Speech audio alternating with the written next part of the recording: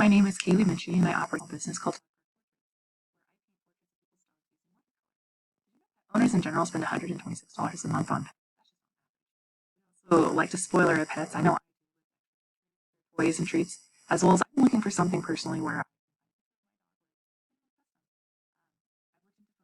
an average pet photo shoot is between $150 to $300, depending on what you're looking for, which is a lot of money for somebody on a budget but still wants to spoil their dog.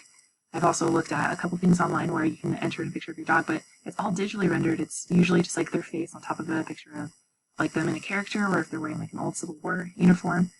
Very unpersonalized, which is why I paint these portraits. I use watercolor. It's very much a traditional method.